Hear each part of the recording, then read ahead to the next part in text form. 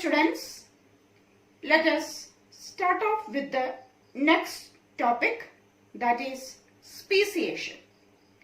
Speciation is the evolutionary process by which populations evolve to become distinct species. Now, what are the factors that lead to speciation? The factors that lead to speciation are natural selection, genetic drift, geographic isolation, gene flow, and reproductive isolation. We have already studied about natural selection, genetic drift, and gene flow in the previous video.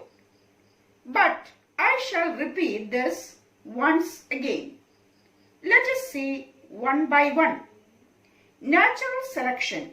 It is the process whereby organisms better adapted to their environment tend to survive and produce more offsprings.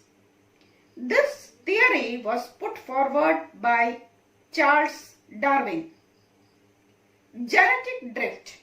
Accidents in small populations can change the frequency of some genes in a population even if they give no survival advantage. This is the notion of genetic drift. Now let us see gene flow. Gene flow is the transfer of genetic variations from one population to another.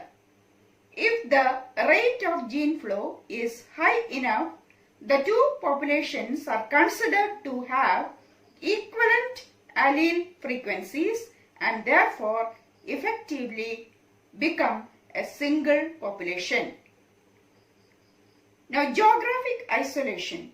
It is the term that refers to a population of animals, plants, or other organisms that are separated from exchanging genetic material with other organisms of the same species. Typically, geographic isolation is a result of an accident or coincidence when two populations of the same species are prevented from mating by a barrier or distance. They are experiencing geographic isolation. Barriers can be created by changes in environment like shifting mountains or rivers.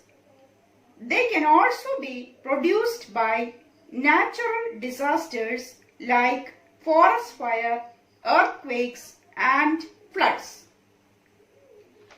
Now, reproductive isolation.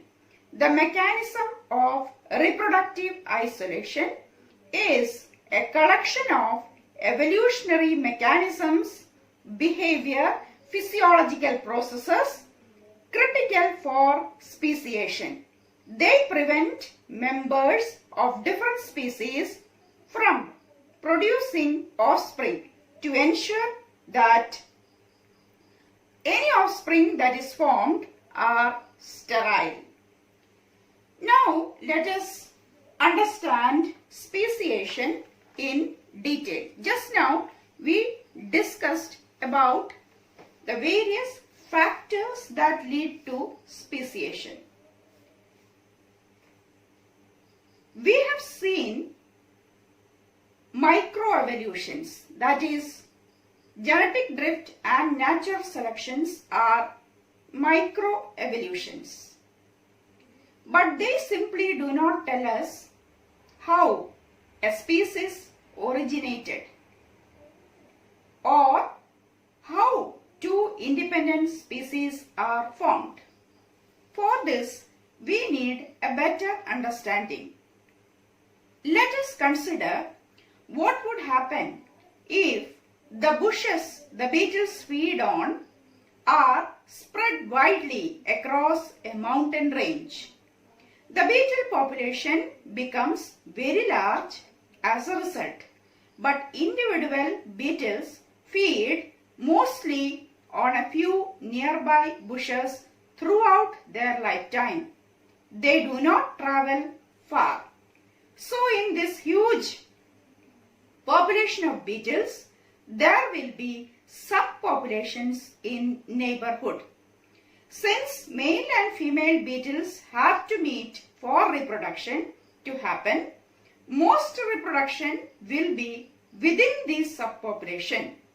Of course, an occasional adventurous beetle might go from one site to another, or a beetle is picked up by a crow from one site and dropped in the other site without being eaten. In either case, the migrant beetle will reproduce with the local population. This will result in the genes of the migrant beetle entering a new population. This kind of gene flow is bound to happen between two populations that are partly but not completely separated. But between two such subpopulations, if a large river comes into existence, the two populations will be further isolated.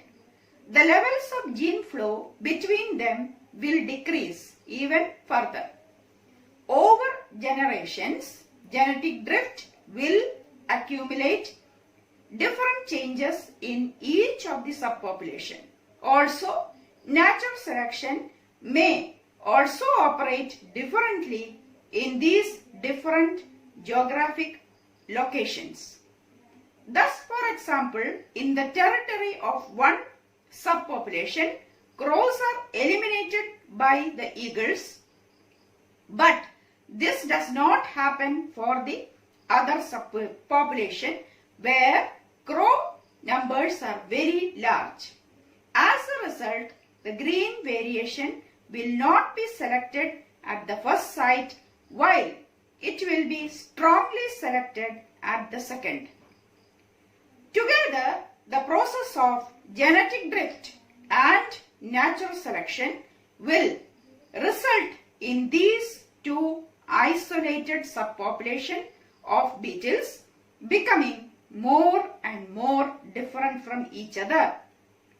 Eventually, members of these two groups will be incapable of reproducing with each other even if they happen to meet. There can be a number of ways by which this can happen. If the DNA changes are severe enough, such as a change in the number of chromosomes, eventually the germ cells of the two groups cannot fuse with each other, or a new variation emerges in which the green females will not mate with the red males but only with green males. This allows very strong natural selection for greenness.